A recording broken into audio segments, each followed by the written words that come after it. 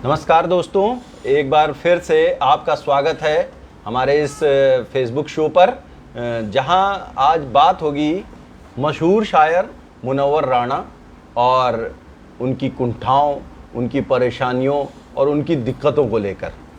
मुनव्वर राणा साहब ने कल एक बयान दिया कि मुख्यमंत्री योगी आदित्यनाथ अगर ओवैसी की मदद से दोबारा उत्तर प्रदेश के मुख्यमंत्री बनते हैं तो वे उत्तर प्रदेश छोड़ देंगे। ऐसा वो बयान इस तरह के 2014 से आने शुरू हो गए थे, जब लोग कभी कोई देश छोड़ने की बात करता था, कभी कोई प्रदेश छोड़ने की बात करता था। छोड़ा किसी ने नहीं, ये बात अलग है, लेकिन बातें सबने की। मुनव्वर राणा साहब का ये भी एक शेर है कि बुलंदी देर तक किस शख्स के हिस्से में रहती है, बहुत ऊंची इमारत हर घड़ी खतरे में रहती है। तो मुनव्वर राणा साहब को अपने ही इस शेर से सीख लेने की ज़रूरत है कि उनकी इमारत कुछ ऊंची है और ये खतरे में भी है। इसको बचाने की जिम्मेदारी उन पर खुद ही है। ये एक किताब है उनकी, माँ, तो मेरे पास में है, जिसमें ये अपने तमाम राज खुद ही खोलते हैं। कहते हैं, मेरी माँ बताती है कि बचपन में मुझे सूखे की बीमारी थी। माँ को यह बताने की ज़रूरत क्या है, मुझे तो मालूम ही है, और मुझे कुछ ना कुछ बीमारी ज़रूर है। वो दिख रही है, आज भी दिख रही है कि इनको कोई ना कोई बीमारी ज़रूर है, क्योंकि आज तक मैं बीमार सा हूँ। दरअसल मेरा जिस्म बीमारी से रिश्तेदारी निभाने में हमेशा पशोपेश में रहा है। शायद इसी सूखे का असर है कि आज तक मेरी ज़िंदगी का हर कुआं खुश्क है, आरजू का, दोस्ती का, मोहब्बत का, वफादारी का।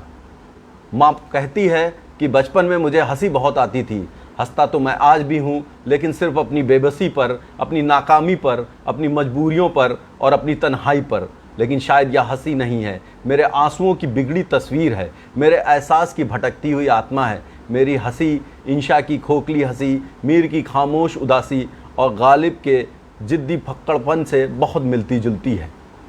तो इस तरह से मुनव्वर राणा साहब कुछ इमोशनल ब्लैकमेलिंग करने का प्रयास कर रहे हैं अपनी इस किताब के माध्यम से, जिसमें उन्होंने अपने परिचय में ये सारी बातें लिखी हैं। इसके बाद में एक और बात इन्होंने खुद अपनी ओर से लिखी है कि इनके ऊपर आरोप लगता रहा है कि ये इमोशनल ब्लैकमेलर हैं।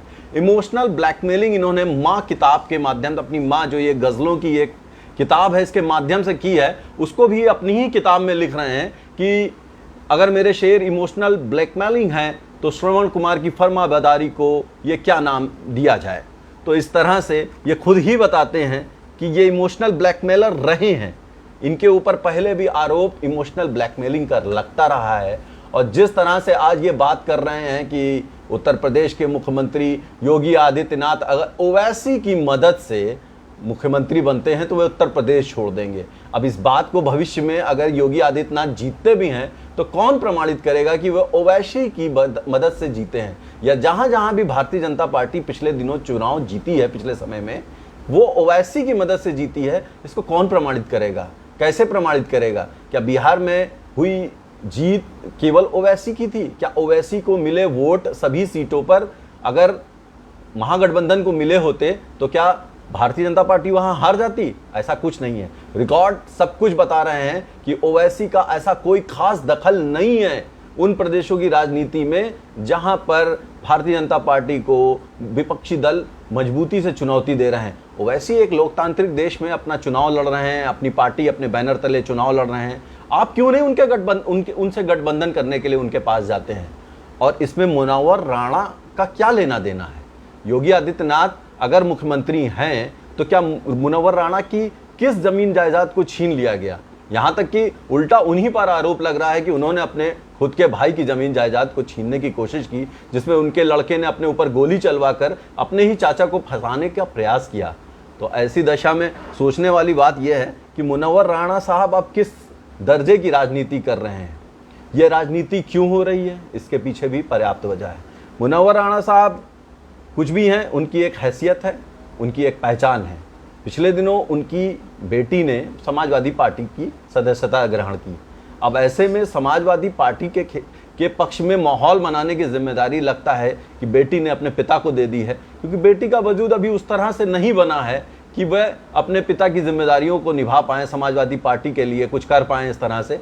तो पिता ने अपनी बेटी की जिम्मेदारी संभाली है और योगी सरकार, असदुद्दीन ओवैसी और इन सारी चीज़ों को लेकर के वो एक शायर ना होकर के एक राजनेता की तरह बयान दे रहे हैं। और इन बयानों की वजह से जो एक पूरा माहौल है, कहीं ना कहीं ये दिखाई देने लगा है कि मुनव्वर राणा ने ये एक तरह से बैकफायर किया है। ये एक सेल्फ गोल है जो उन्होंने अपने ही ऊपर किया है। कल से मैं देख रहा हूँ जहाँ भी ये ट्रेंड हो रहा है, मुनव्वर राणा को कड़ी आलोचना का सामना करना पड़ रहा है। कहीं भी मैंने ये नहीं देखा कि उनके कुछ समर्थक मैदान में आए हों और उन्होंने कहा हो कि यह बात सच है कि लोकतांत्रिक देश में किसी पार्टी का चुनाव लड़ना, किसी पार्टी का चुनाव जीतना किसी प्रदेश को छोड़ने की वजह हो सकता है। अगर ऐसा ही था तो पिछले 15 साल से जब योगी आदित्यनाथ की सरकार आई, उससे पहले 15 साल से उत्तर प्रदेश में भारतीय जनता पार्टी की सरकार नहीं थी। भारतीय जनता पार्टी के कितने समर्थकों ने उत्तर प्रदेश उस दौरान छोड़ दिया, कितने भारतीय जनता पार्टी के नेताओं ने उत्तर प्रदेश छोड़कर वे चले गए और कितने नए लोग उस दौरान उत्तर प्रदेश में आकर के बस गए जिनको यहाँ का माहौल बहुत अच्छा लग रहा था। यही समझने वाली बातें हैं जो मुनव्वर राणा साहब अपने तमाम बयानों के माध्यम से कहा करते हैं।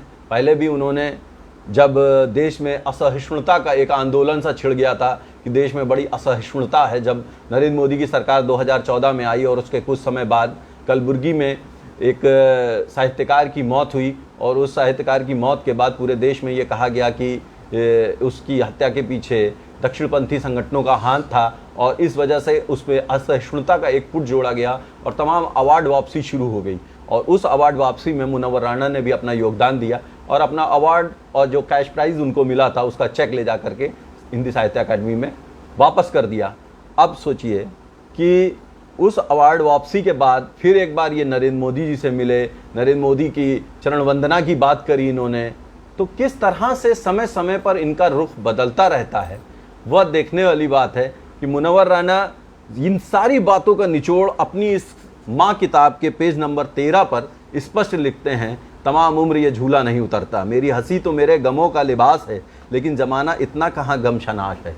तो ये इस तरह से मुनव्वर राणा साहब समय समय पर इमोशनल ब्लैकमेलिंग करते हैं और अपनी इस इमोशनल ब्लैकमेलिंग के माध्यम से न केवल वे अपनी डूबती नैया को पार लगाने की कोशिश कर रहे हैं, बल्कि अपने परिवार में जो लोग राजनीति में जुड़ रहे हैं, जो लोग जेल में हैं, शायद उनको भी उबारने के प्रयास में लगे हुए हैं। तो राणा साहब, आपकी ये जो पेचीदगियाँ हैं, जो आपके ये दांव पेच हैं, दुनिया समझ रही है और आपको भी समझना चाहिए कि इतने बड़े साहित्यकार, इतने बड़े शायर जिसका देश दुनिया में नाम है, इस राजनीति को आप छोड़िए और जो साहित्य आपका एक अपना अच्छा काम है, जिसने आपको नाम दिया, पैसा दिया, शोहरत दी और दुनिया में एक पहचान आपकी बनी, उसी पर कायम रहें तो बहुत अच्छा होगा।